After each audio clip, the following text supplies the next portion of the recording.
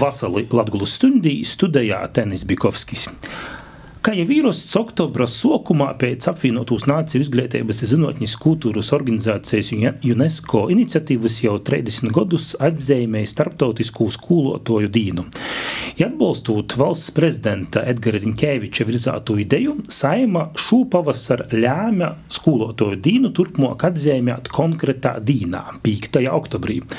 Šoreiz arī Latgulas stundi veltēsim skolotoju dīnai, studējām īsim divas skolotojas, obejis dažādu bolvu, ja arī augstā bolvomu laureātis, i runāsim par ito breiža skolotoju ikdīnu, izaicinojumiem, darbu tādā nedaudz pat pastāvīgā depopulācijas ānā, latgalīšu valodas vītu, i lūmu skolā, kā arī par dažādākām citām aktualitātēm. Šodien Latgulas stundis studējā Rībeņu vidusskolas skolotoja Ārija Pudule, kurai vuica viesturi, sociālos ziņības i geogrāfiju, i arī Ārējai Pudulei valsts prezidents Edgars Riņkevičs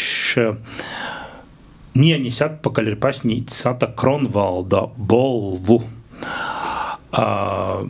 I arī Anita Vulānenu, Viļānu vidusskolas, latviešu valodas literatūras, kā arī latgalīšu valodas skolotoja, strādāja ne tikai Viļānu vidusskolā, bet arī Viļānu muzikas mākslas skolā. I Anitai šūgot gan Nikodema Rancāna, latgalīšu skolotoju bolva, gan arī Latvijas izglītības zinotņas darbinīku asociācijas Lizda īdibinoto jauno eipašo bolva Smilšu stundiņīkas. Pareizi? Jā. Sveicinotas Latgulas stundī. Vasali. Šos bolvus ir saņemtas, apsveicam, bet ko jūs jums pošam nozīmē itādu bolvu saņemšana? Ko tas dūt tādā tolokajā darbā? Drūši. Es jau izglītības nozarē strādāju gandrīz 40 gadus. Un tad, kad man pavēstīja, ka es esmu nominēta Ata Kronvalda balvai, pirmais bija tāds, ne pārsteigums, bet vēlāk varbūt tāds kā gandarījums, ka tie 40 gadi, kas ir pavadīti izglītības jomā, tomēr nav pavadīti velti. Ka kaut kas ir paveikts šajos 40 gados, ir ko atstāt varbūt, ir lietas, ko varbūt esmu gribējusi savā pedagoģiskajā darbā izdarīt, tas tagad ir ticis pamanīts un tā balva līdz ar to, ir saņemta. Kurš jūs informēja, ka jobrauc pat pie valsts prezidenta? To informēja Rībeņu vidusskolas vietas izpildītāja Diana Bravacka toreiz. Viņa bija arī tā iniciatore, kas laikam uzrakstīja to apbalvošanas ceremonijai un vēstuli. Kādas ir tos sajūtas tomēr Reigas pilī, valsts augstāko amatpersona, tai svinīgi? Ziniet, man arī... Tas tāds lielāka atzinība jūsu mūžā? Jā, tā ir lielākā atzinība, bet man apbalvojumu ir bijis diezgan daudz, un pēdējo gadu laikā kaut kā ir sanācis tā, ka 2017. gadā es arī saņēmu Nikodema Rancāna balvu par inovatīvām metodēm pedagoģiskajā darbā, un pagājuši gadu 2023. gadā arī bija galvenā balva Nikodema Rancāna balva par kultūra vēsturiskajiem pētījumiem, par kultūra vēsturisko mantojumu. Un tad vēl man, tā kā, saku, gads pēc gada nesa kaut kādus apbalvojumus. Tas ir laikam, mūža veikuma tāds, kas tas varētu būt? Apkopojums. Cilvēki redz no malas, ka kaut kas ir sasniegts.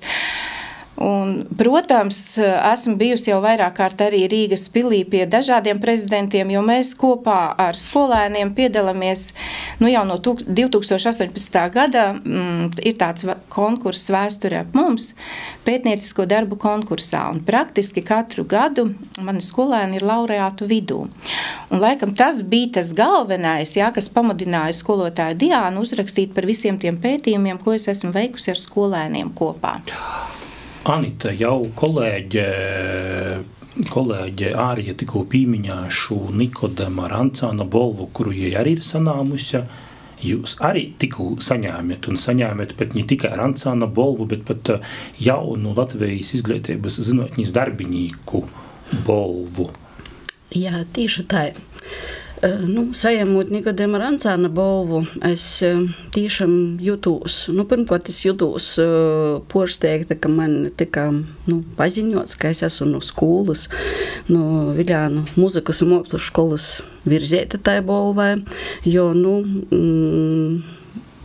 porsteigums todēļ, ka es tamā skolā strādāju tikai interešu izglītībā, un tas periods nav tik garš, kā es tie esmu. Es arī strādāju tur 2017. gada, kad arī to tādā pašā pasaukumā mani uzrunāja muzikas un mākslas skolas direktore Anita Akas. Mūsu skolā varētu mocēt latgalīšu valodu. Es daudz ko nedomāju, mešos avantūrā laikam un pīkritu, ka es varētu. Un tā tie mūsu sadarbība arī sociās, bet kopjūt uz Kroslavas kultūras namu skatuvis un sajamot šo balvu. Mani porjāme patīs tāds arī lepnums par sevi. Un arī tāda milzīga pateicība apkārtējiem par to, ka saskatīja, īraudzīja munu darbeņu. Arī gribu sacīt to, ka tie balva napīsanok man tikai, jo tie interešu izglītība mēs strādājam tādā lielā draudzīgā kolektīvā, un tie, ja man nebūtu tik atbalstošu kolēģi, tad droši vien, ka es vīna pie tos balvus nekādi nevarētu tikt. Bet, kā tikko sacīju, jūs saņēmāt ne tikai šo Rancāna skolotoju balvu, Latgulas skolotoju balvu, bet arī jaunu balvu no Vanagas kundzes, no Līzdas vadētojas Smilšu stundinīks. Jā. Mēs meklējām par šo balvu, tā vairāk informācijas neatradām, bet tās tā saprotu, ka te ir balva par laiku, kur zīdoja skolāņiem pareizi. Iespējams tā, jo arī tika pasniegta kā simpātija balva, tātad visiem tiem šogada nominantiem, tātad mēs bijām virzētas 5 skolotojas aicinotas, bet tomēr te pošagovano balva tika nasdēļ, kam tomēr man tā lūk. Iespējams ar kačku uzrunoja, laiks, ka mēs prūtam atsējot tos labākos, atrast labākos zelta graudus starp bārņiem, un arī, varbūt arī simboliski, ka tas ir laiks zelta vērts, ko mēs ieguldam bārnūs. Varbūt kaut kā tā. Jūs tikko daļātīs ar tom pozitīvom emocijām, ar to saviļņojumu, kas ir sanamūt šādus apbalvojumus, bet ikdīnā tomēr ir tas ikdīnas darbs, ikdīnas izglītības process, strādošana ar bārņiem, ar jaunīšiem. Kāda ir te ikdīna? Mana ikdiena ir ļoti gara. Es ceļos 7 rītā, jo mans darbs ir šosejas darbs, es varētu teikt, jo es gan Draudnieku sākumā es strādāju arī apvienojot 2 skolas, Draudnieku pamatskolā un pēc tam arī Riebiņu vidusskolā. Un tad, kad likvidēja Draudnieku pamatskolu, tad uz Riebiņu vidusskolu, un man ir kaut kur 15 km brauciens. Tas ir ceļš, kad braucot uz skolu un no skolas ir pārdomu ceļš. Un te braukšana ir katru dienu? Jā, katru dienu, turp un atpakaļ. Neviens jau mani nespiež braukt, to es daru pati, jo man tas patīk. Man patīk darbs ar bērniem, un es vienmēr skolā cenšos ierasties mazliet agrāk, jo man ir jāsakārto darba vieta, jāsakārto domas, jāsagaida savi skolēni. Šogad man ir audzināmā 5. klase, jo man ir gan jāapsveicinās, jāuzrunā viņiem, kā tev šodien gāja, varbūt tu kaut kā noskumis esi, jāuzmundrina viņš, jāaprunājas. Un tad tas darba ritms ir tik ļoti straušs, ka tu pat nepamani, kad beidzas stundas, un tu jau sēdi mašīnā atpakaļ un brauc uz mājām. Un tad tas dienas novērtējums sākas tieši tajā mašīnā. Ko tad es tajā dienas laikā esmu paveikusi? Es tikai pēc tam sāku analizēt to, ko es izdarīju tajā dienā. Jo tas laika resurss, manuprāt, ir skolotāja viens no lielākajiem izaicinājumiem. Jo laika dimensija, manuprāt, ir tā sašaurinājusies, ka mēs paši nejūtam, cik ātri paiet tas laiks. Bet tas laiks taču vēl jovaltā arī, piemēram, darbu labošanai pareizi. Jā. Un tu tad vakarā sātā? Protams. Bet tā tas ir bijis vienmēr, manuprāt. Tad cik uz skolotājs var pīvērstīs savai privātajai dzīvē? Ja tu atbrauc uz sātu un tev vēl ir burtniecu kaudze? Ja tikai burtniecu kaudze vien būtu, tas ir maigi teikts, jo es esmu arī sieva, es esmu mamma. Jāsaka, ka pieaugušai meitai, kura jau ir prom, bet tā tas vienmēr nav bijis. Un tad tu sāc salikt tās prioritātes, ko tu gribi izdarīt vispirms. Un te man ir palīdzējis mans tas murjāņu rūdījums, sportistes rūdījums, kad es protu, tā prioritāri salikt visu. Tagad es daru šo, pēc tam šo, bet dažreiz līdz pa 12 naktī ir gadījies sēdēt, jo pieņemot tās jaunās kompetences, un izejot visam tam cauri, tu vienkārši nevari atbraukt, nolikt somu, aiziet gulēt un rītā pamosties un vadīt stundu. Jūs tagad stostat par tu ikdienas skriejiņu, bet publiski var atrast par jums tu informāciju, ka jūs 800 metrus esat skriesi Preiļu novadākie rekordiste un īspējams vēl šo rekordu jūs vēl neviens nav labojis, tā vismaz raksta internetā. Nav. Taisnību raksta, jā. Un tad stano, ka te skrīšana ne tikai tot bija sportistis laikā, bet arī tagad, jā. Jā. Es neteikšu, ka tā ir skriešana, tas ir tāds mobils dzīvesveids. Cik, Anita, jūsim ir mobils dzīvesveids vai leidzēģi, kā kolēģi arī? Ļoti leidzēģi. Arī braucat? Jā. Tikai es no Gaļāņiem braucu, no Vicmuižas braucu uz Viļāņiem. Tie arī ir 13-14 kilometri tikai pretējā virzīnī. Laikam ejūt, esmu savu laiku mēģināju sadalīt tā, ka atbraucot porsarūnūtīs darbeņa, darba Viļānu vidusskola, un pēc tam bieži vien ir tos reizi 2 nedēļā, kad ir vēl tos nodarbības interešu izglītībā Viļānu muzikas un mākslas skolā, tad gados, ka es iebraucu mojos kaidos 7:00 vakarā. Tad jau laikam atliek viennozīmīgi pīsavērstīs ģimenei. Un tad jau pēc tos varēšanas ir būšanas, kā irā. Vai vēl turpinot pēc tam tos skolas darbus, vai arī vienkārši īt pie mīra, un tad celtīs reitā, tā drusku ogrok, krītni ogrok, tad, ka visi tā mīrēgi guļ, un tad var arī tā mobilizēt tos dūmus, un arī, principā, ir laika periods palicis mums. Man ir jopaspēja visu salikt, visu izdarīt, visu, būt uz streipis, lai atkal varētu, pats vēlākais 7:45 izbraukt no mojām. Jūs ar auto vai ar sabiedrisko transportu? Es ar auto, jā. Es ar personīgu, jā. Mēs ar personīgu, jā. Tad tomēr mobiloks, tas ceļš nav tā, ka vēl ir jogaida tas autobus. Tas ir viennozīmīgi, jo, piemēram, man liekas, ka ļoti daudzi pedagoģi, kas strādā lauku vidusskolā, ļoti reti dzīvo pie skolas, vismaz mums Riebiņos. Mums lielākā daļa ir braucēji. Bet kā bērņiem? Cik daudz bērnu, kas gan uz Riebiņiem, gan uz Viļāņiem brauc ar šo sabiedrisko transportu, ar skolā un autobusiem? Ļoti daudz. Un es pat zinu, ka dažam labam ir pulksten eisi pēc 6 ir ceļās, un lai varētu uzspēt uz sabiedrisku transportu, uz pašvaldības transportu un tikt skolā. Runājot par skolotāju profesijas prestižu, cik skolotāja omats šobrīd ir prestižs jūsuprāt? Tas ir atkarīgs no katra cilvēka. Es domāju, kā viņš uzskata, vai pedagoga profesija ir prestiža vai nē. Es jau esmu tāds cilvēks, kas, protams, es palasu visas tās informācijas un ziņas, ka skolotāji tur neko nedara, bet viņi tik prasa algu. Bet to jau saprot un redz tikai tie cilvēki, kas mums ikdienā ir blakus. Tā ir ģimene, tie ir radinieki, kuri ļoti labi zina to pedagoga profesiju.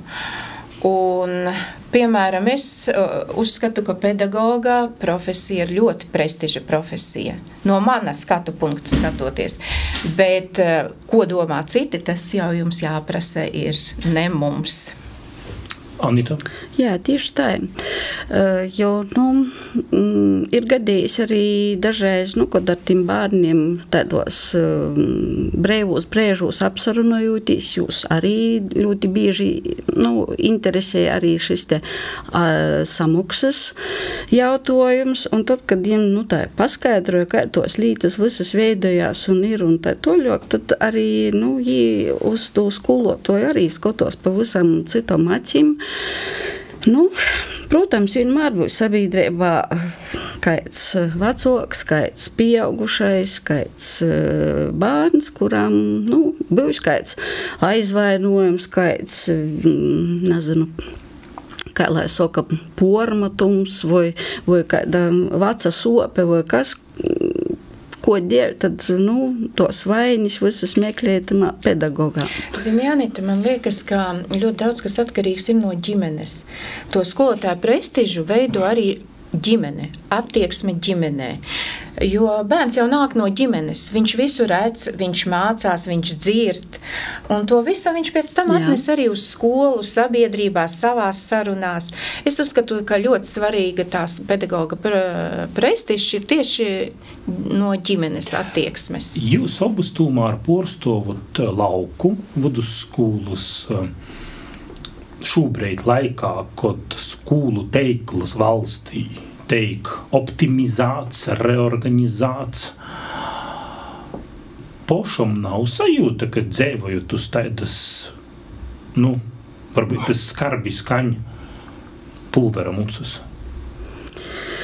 Jā, tīši tā, jo arī katru mirkli, katrs jaunais mocību gods īt ar tādu būs viena vidusskolas klase, būs divas vidusskolas klases. Pagaidams droši vien, ka par pamatskolu varbūt mums nav stipri jāsatrauc. Bet par to, vai mēs pastāvēsim kā vidusskola, tas tāds ir ļoti sopīgs un ļoti kutelīgs jautājums.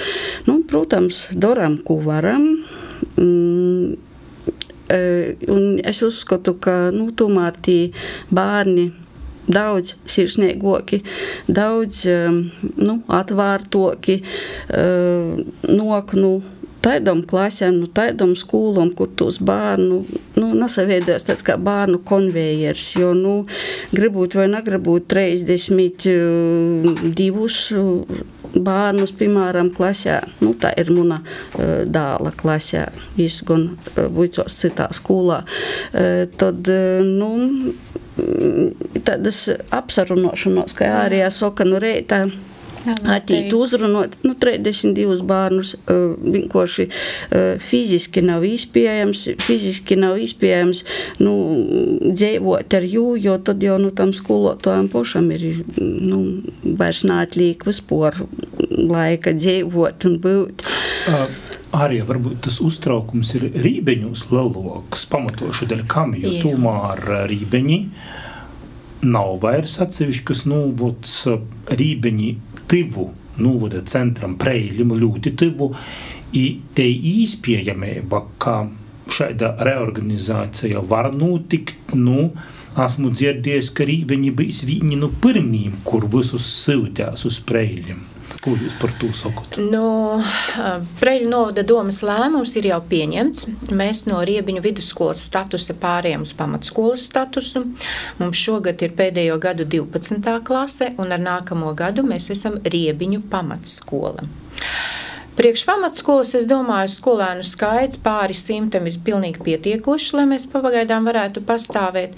Bet tas, ka jūs teicāt, ka mēs esam ļoti tuvu Preiļiem, jā, neapšaubāmi tas liek uztraukties un iespējams, ka nākamajā domes sasaukumā pieņems lēmumu, ka Riebiņi ir jāslēdz, jo tas lielā mērā atkarīgs no pašvaldības.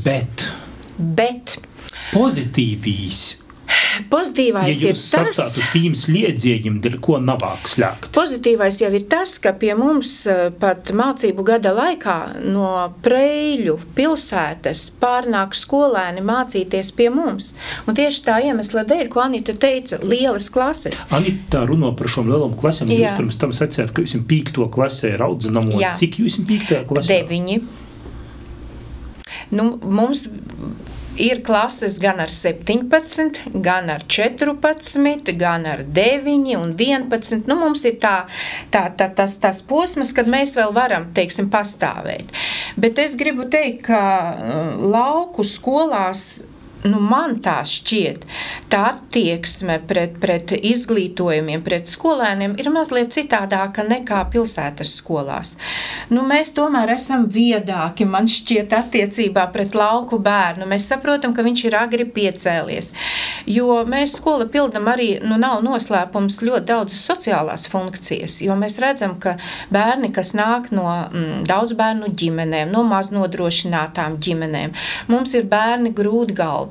Mēs to visu redzam, jā? Mums nav jāskrien pie sociālā un pedagoga un jāprasa, kurš tur klasē ir tāds un tāds. Mēs klašu audzinātāji to redzam, mācību priekšmetu audzinātāji.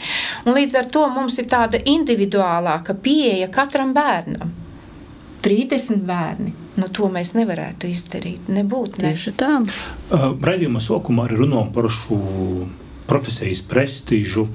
Bet parunājot seikok, varbūt arī par šo atalgojuma sistēmu, par šom slūdzam, piemēram, jūs 1. septembrī bija zināmas konkrēti slūdzis, konkrēts atalgojums, vai tas tā, nok pat pēdējā breidī tāda informācija? Uz 1. septembri tas tā noteikti nē, jo tos ir plus mīnus. Tātad klases ir nokomplektētas un attiecīgi tad arī kontaktstundis. Jā, bet tad attiecīgi tos pošus, mēs esam pavasarī rakstījuši programmas arī dažādom interešu izglītībai, jā, un tad attiecīgi vai tas tiks apstiprinots vai netiks apstiprinots, jo viss ir atkarīgs no pašvaldības naudas moka. Un tad attiecīgi, cik tas skaitļos un ciparūs izavērās, to mēs uzzinājām 1. algas dienā. Jā. Mēs zinām konkrēto kontaktu stundu skaitu, jā, teiksim, es mācību priekšmetus un attiecīgi ir stundu skaits, es to zinu. Bet mēs nezinām, cik mums būs par rakstu darbu labošanu, par gatavošanos stundām, par individuālām vai grupu konsultācijām, klašu audzinātājs, 1 stunda tev noteikti būs par klases audzināšanu, bet ko tas nozīmē 1 stunda klases audzināšana? Tu visu dienu faktiski esi ar savu klasi kontaktā, jā, un to nevar izmērīt naudā, bet kaut kādu varbūt tādu lojālāku attieksmi pret to samaksas darba modeli, gan vajadzētu no valsts puses. Mēs jau arī ar kolēģiem bija tāda saruna par šo te jautājumu. Mēs jau varētu pīdovot ministrijai tādu risinojumu, ja ir audzinotojs, tad audzinotojam puse tos slūdzis ir un par klases audzinošanu, jo tur laika daudz tiek pavēltīts, un tad attiecīgi, cik tamā slūdzē vēl man atliektos kontaktstundžu. Jā, un ja ir skolotājs, kuram nav audzinamos klases, tad es strādāju mocību priekšmetu, bet tas audzinošanas darbs ir ļoti sarežģīts, jo tos tīšām sociālos problēmas ir pirmais, kas naļauj mums ļoti viegli tu mocību procesu apgūt būt, jo bērns vienmēr domāja par tom lītom vispirms un tikai tot par mocību procesu. Tikko jūs runājat par tom slūdzam, arī drusku par to atalgojumu sistēmu, tomēr daudzi skolotāji, daudzi jūsu kolēģi ir ar to situāciju neapmīrinoti. Zinām, ka šī arī piketi Reigā noteikti uzplaiksnēja reizi godā apmēram. Kā jūs pošas esat arūtbiedrībos, jūs esat bijušas Reigā kaut kur ar plakātiem stoviešus? Es neuzskatu, ka tas kaut kā atrisinās. Mums ir bijušas dažādas sarunas pedagogu vidū, un mēs arī piedalījāmies pagājuši gadu, manuprāt, bija tas streiks, nedēļas streiks, vai 3 dienas, jau es neatceros. Jā, mēs piedalījāmies, bet rezultāts tam visam ir ļoti, ļoti vājš. Un tāpēc es saku, ka es strādāju ar tādu milzīgu atdevi, pildot savu, varbūt, dzīves lielāko sūtību, ka tas darbs man vienkārši ir godīgi jāpadara. Tas, ka valdība neredz to, tās jau ir viņu problēmas. Es savu darbu padaru, manuprāt, godīgi attiecībā gan pret izglītību, pret skolu, pret saviem skolēniem, un arī man pašai ir tāds apmierinājums, ka es nesačkoju, jā, ka es tur nebraukāju kaut kur apkārt, kā te mums pārmet skolotājiem, tur tik daudz atvaļinājums ilgi un brīvdienas. Tā tas nav. Mēs izglītojamies, mēs visu laiku attīstāmies. Mēs nesēžam rokas klēpī salikuši, jo mēs to nevaram atļauties vienkārši. Anita, cik jūs daudz esat protestiesi vai stovies ar plakātiem, vai ko sakat par arūtbiedriem?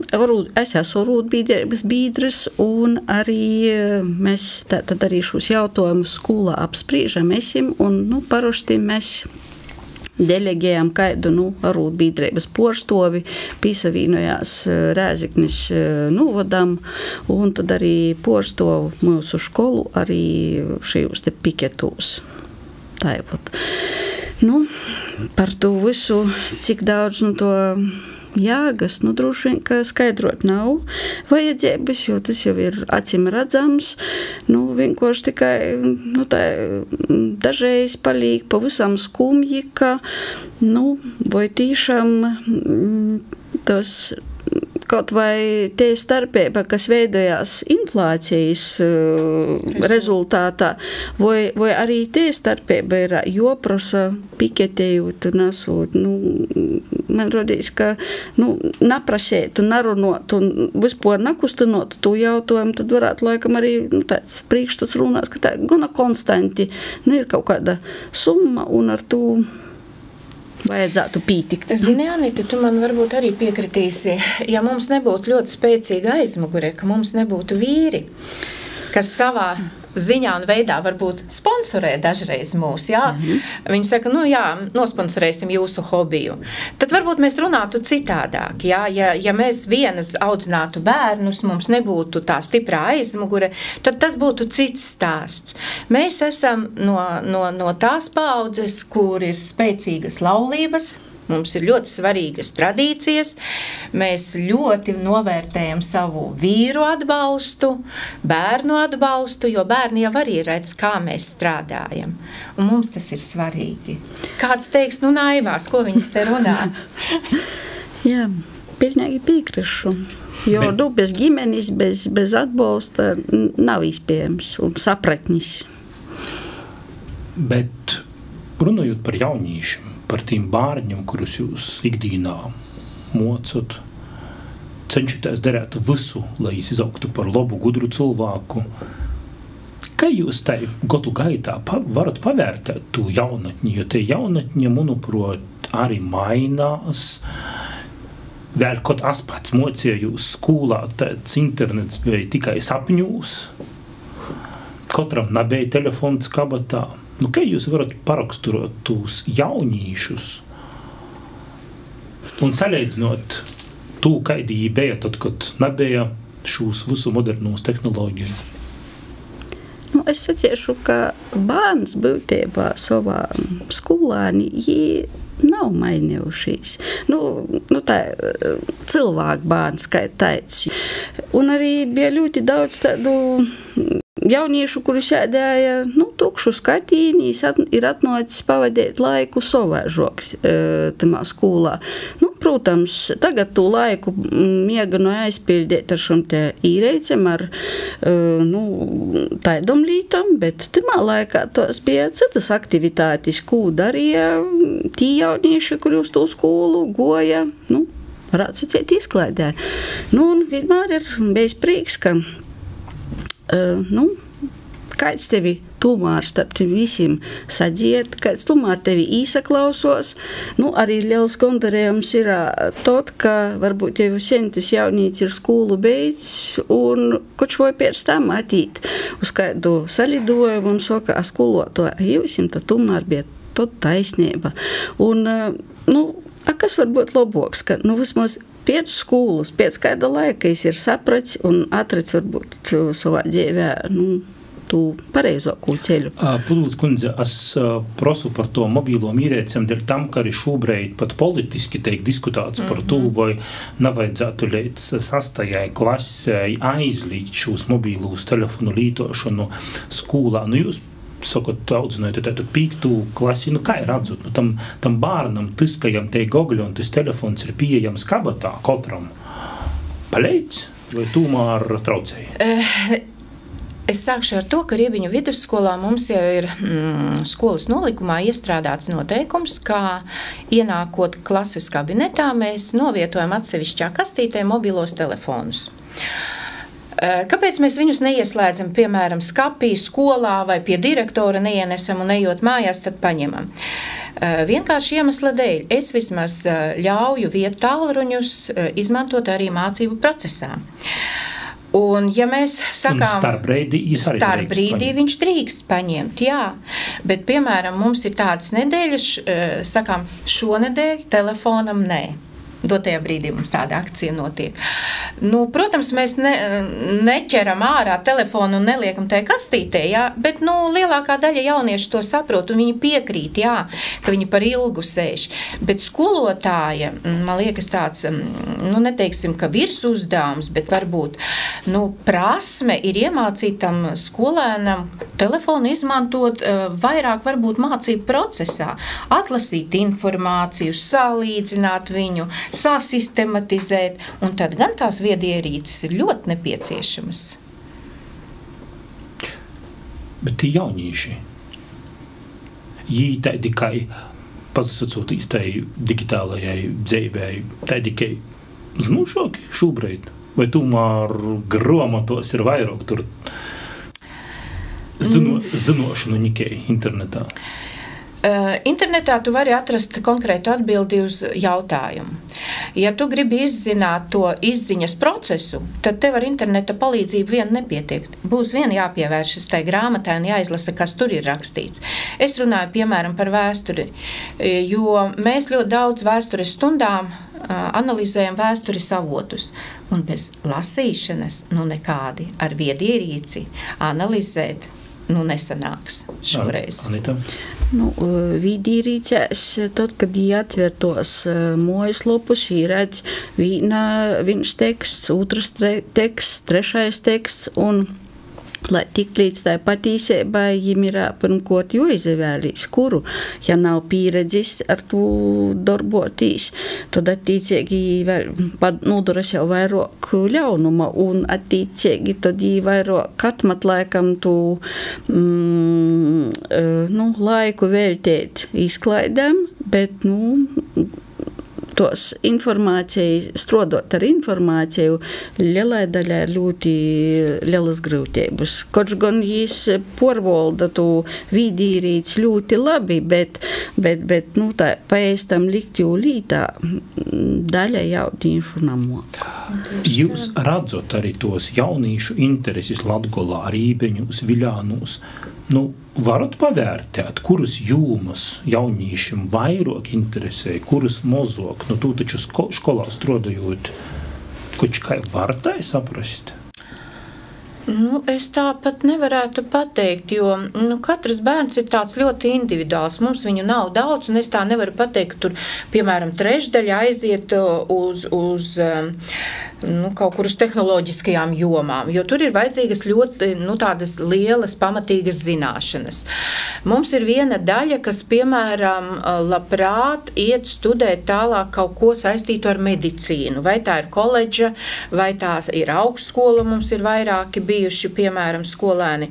Bet viena daļa mums ir lielo zemnieku bērni, kas pēc pamatskolas aiziet mācīties arī uz tehnikumiem, kas saistīti ar lauksaimniecību, un viņi ir tie mantinieki, kas pārņems no vecākiem to lauksaimniecības, teiksim, profesiju, tā viņu uzņēmumu vadīšanu. Un tad viena daļa aiziet arī tieši lauksaimniecības jomā.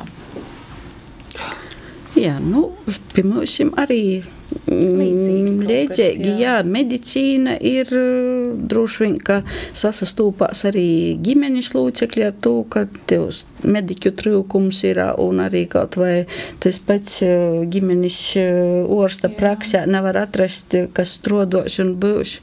Attīcīgi tos lītas, drusku tāda interese arī mūsu skolā ir par inženierzinātnēm. Pasakotīs īspējams tehnoloģiju akadēmijā, kur ir... Jā, varētu tā būt, jā, un, droši vien, kā arī pasateicoties karjeras konsultanta darbam, arī šos te, visādi pasaukumi šajā sakarā tiek organizēti, ir arī aicinoti bērni, cevišķi vidusskolāni uzrunoti un apmeklēt dažādas izstādes, un arī aicinojam bijušos absolventus, lai dalos ar šo te informāciju, un, tātad, lai kaut kādā veidā, mazliet jūs interesētu. Jā. Latvijas universitāte ir izplatījusi informāciju, ka Latvijas universitāte itamā studiju kodā ir izdevusi būtiski palielinot pedagoģijas studentu programmos uzņemtos studentu skaitu. Tas mums vaicojums ir par to profesijas pormontojamību. Mēs saprotam, ka tomēr ir te depopulācija, ka laukūs bārnu palīk mozuok, visi brauc uz lelokom pilsātom, bet kā jūs redzat, ir pieteikuši daudz jaunīšu, kas būs spējīgi mūsu pošūs, Rībeņūs, Viļānūs, Preiļūs, turpinot jūsu aizsāktu darbu? Klusums, jā. Man šķiet, ka jā. Ja mēs runājam par tādu ģimenes pārmantojamību, mana meita, redzot to visu manu darbu, viņa uzreiz pateica pamatskolā, es skolotāja nebūšu nekad. Un ja nav pedagoģi? Nē. Runājot par citiem bērniem, jāsaka, ka viņi varbūt aiziet studēt to pedagoģijas darbu, fakultāti izvēles, kas saistīta ar mācību priekšmetiem vēlāko pasniegt skolā. Bet viena daļa atnākot un reāli pastrādājot skolā, saprot, vai viņš ir atnācis ne tur, kur viņš ir gribējis, ka viņš ir iemaldījies, ka viņš varbūt nespēja tikt galā, tad viņš saņem to zemo atalgojuma lapiņu, un viņš vienkārši aiziet prom. Viņam nav motivācijas strādāt. Un mūsdienu bērni jau prasa ļoti lielu uzmanību, jā.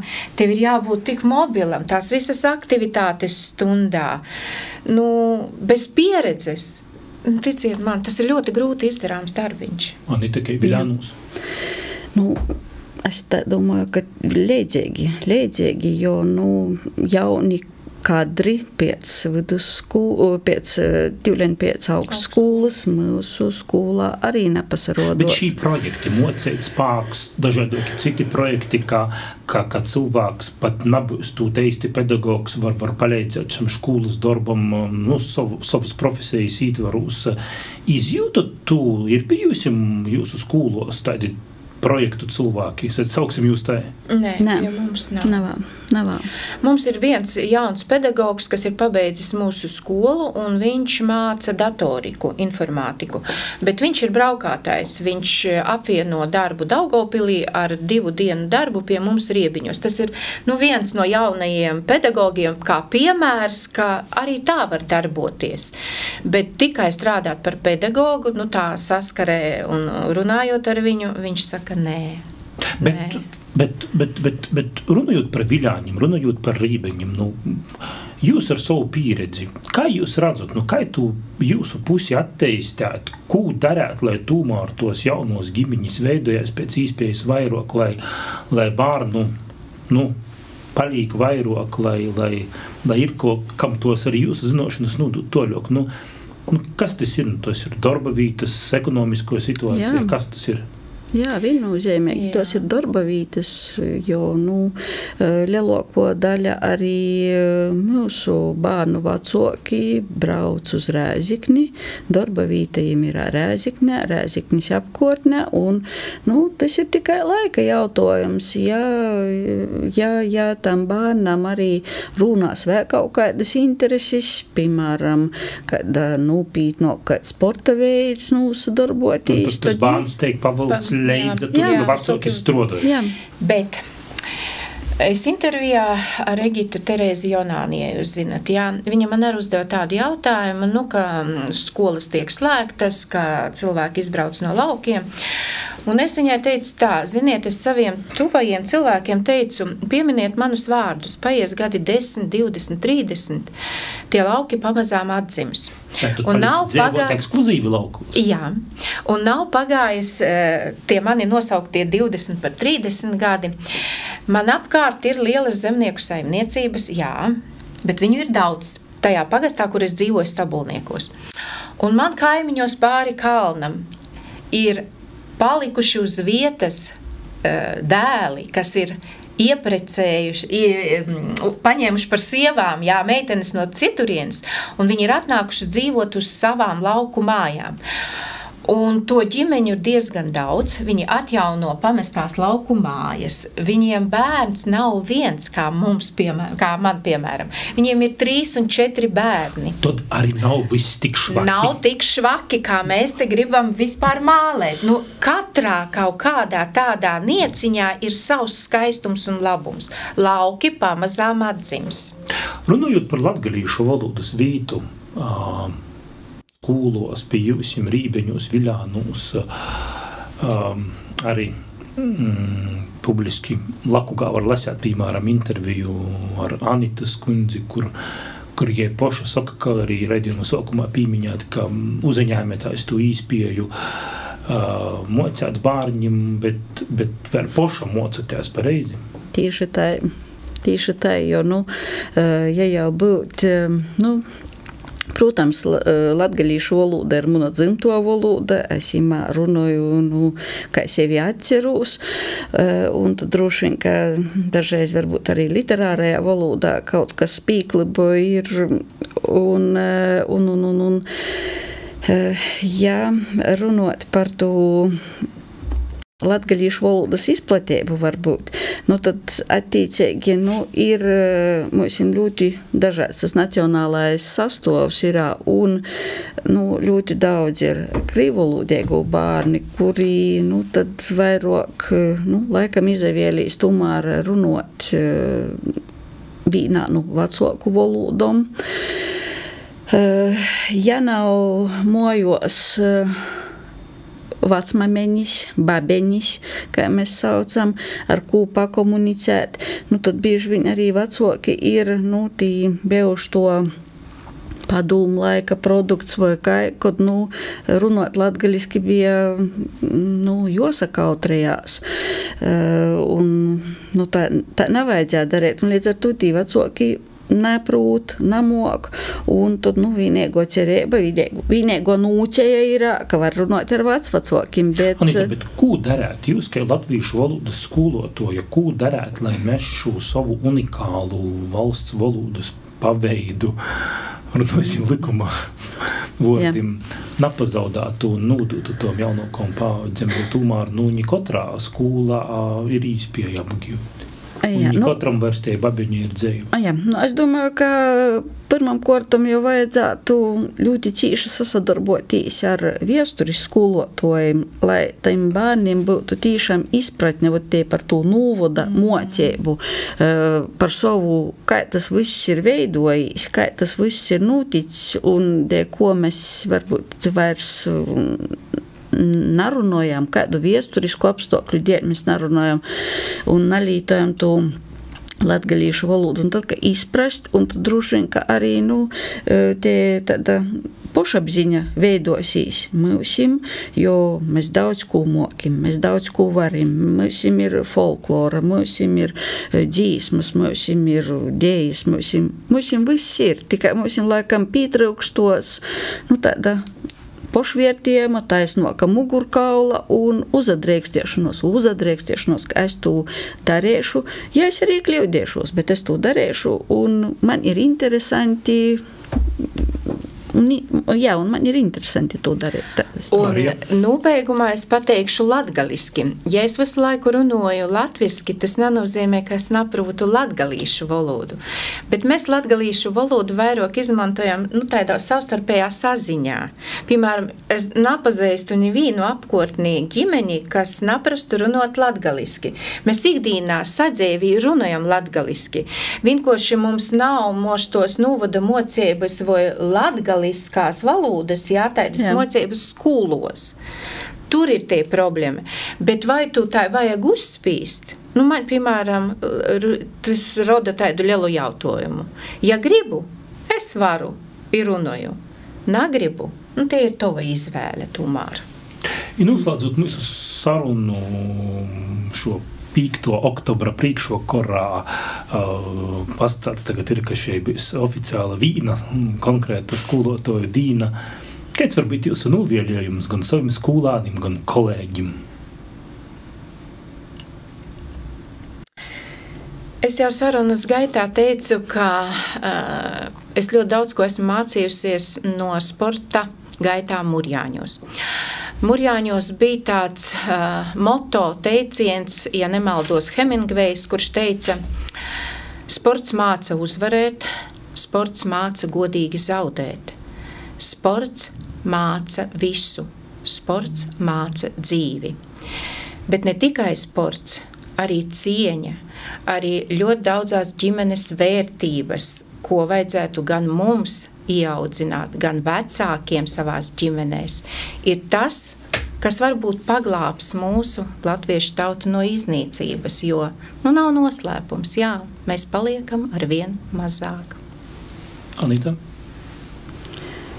Es laikam vēlētu būt sirds gudrim, būt atvērtim, būt pozitīvim. Un tad jau viss izdosies. Paldies, ka atradat šodien laiku atbraukt iz Latvijas radio Latgulas studiju Riezekņī. Šodien sazarunojos ar Rībeņu vidusskolas skolotāju Āriju Puduli, kurai valsts prezidents Edgars Rinkēvičs pasņīt sata Kronvalda bolvu skolotājiem, kā arī ar Viļānu vidusskolas skolotāju Anitu Vulāni, kura arī napasaņa sanāmusi Nikodema Rancāna skolotāju bolvu, kā arī Latvijas izglītības zinātņu darbinīku arotbiedrības īdibinoto eipašo bolvu Smilšu stundinīgs. Paldies par sarunu, veiksmi darbā i sasdzirdēšanos. Paldies jums arī. Visu labu.